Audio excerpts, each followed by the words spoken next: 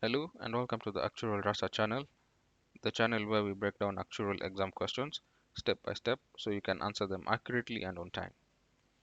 In this series, we are still dealing with run-off triangles, and today we'll be dealing with inflation-adjusted chain ladder method. In an earlier video, we dealt with the Bonweta-Ferguson method. The link to that video is attached in it is attached in the description of this video.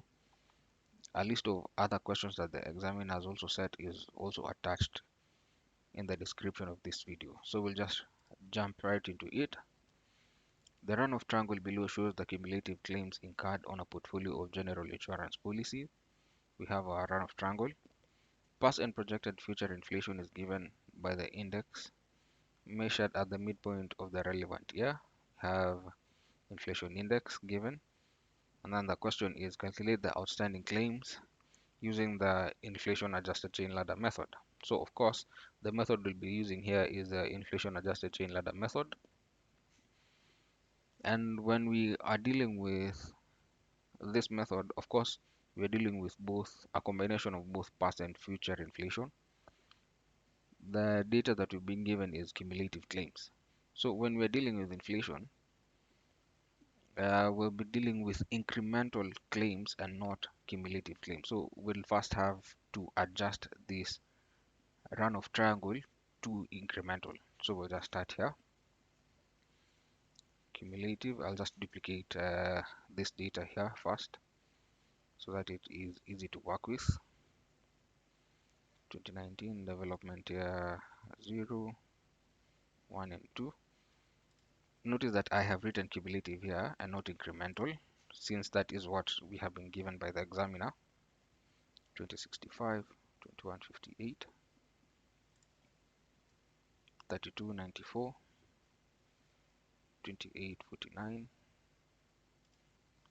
3788. So first things first is changing this data into incremental.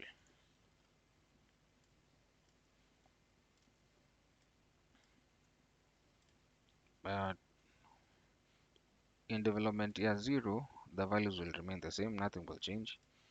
But in development year 1, it will be that value less the value in development year 0, and I will just drag this to get that, and development year 2 as well. Good. In this question, we had also been given the indexes here.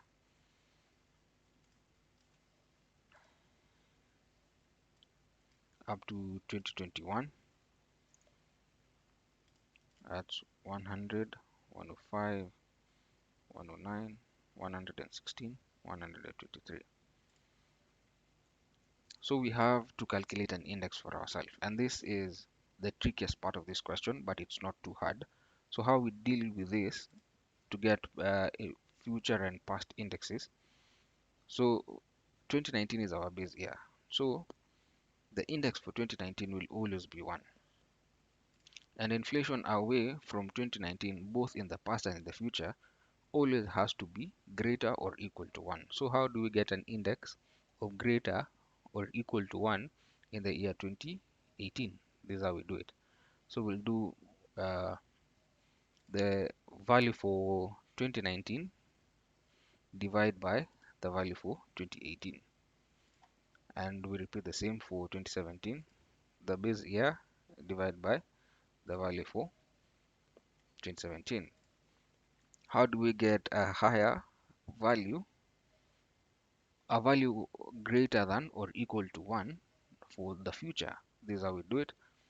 You get 116 divided by the base year, and here we do that divided by the base year. So now we have the inflation index. We had already changed the data from cumulative to incremental, so now we just have to adjust these values for past inflation.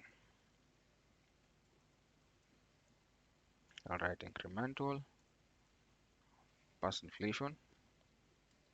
I'll copy that. I'll copy that as well. So these values here I will adjust for past inflation. So this is 2017 and development year 0, which is that value, and then I'll just drag.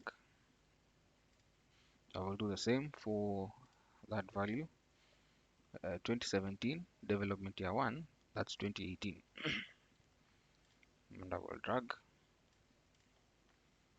and 494 2017 development year 2, that's 2019. How do I know that I have done it correctly? These values do not change since these are the base years 2019. So up to there, I am so certain the examiner you have already earned probably 2 or 3 marks from these initial steps. So now we'll get the development factors. When getting development factors, we have to go back to cumulative. When adjusting for inflation, we are using incremental. When getting the development factors, we are using cumulative. So these values for development year 0 do not change. They remain the same. And then it will be that, add that.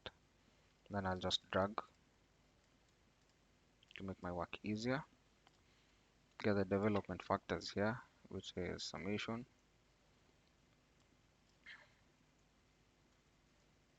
Divide by the summation of that as well. And then this will be that value, divide by that value. I will just change the colors here so that I can differentiate. That multiplied by the development factor. So this is a projection with past inflation. That multiplied by the development factor there. And then I will drag. Okay. So now, again, we go to incremental for past inflation.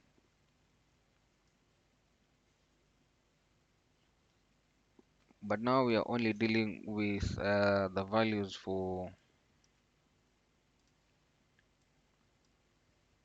but now we are only dealing with the new values, the projected values that we had calculated. So it will be that less that value, and I will drag. Correct. So now we have adjusted for past inflation. What we are left to do is to adjust these projected values for future inflation. So we'll have incremental future inflation. Copy that. And what we do now is just adjust these projected values, that's 750.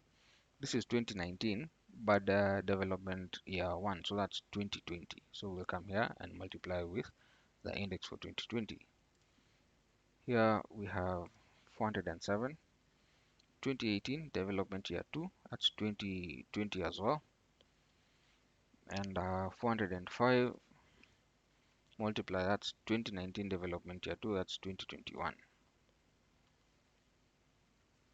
Good. So the question is asking calculate the outstanding claims using the inflation adjusted chain ladder method.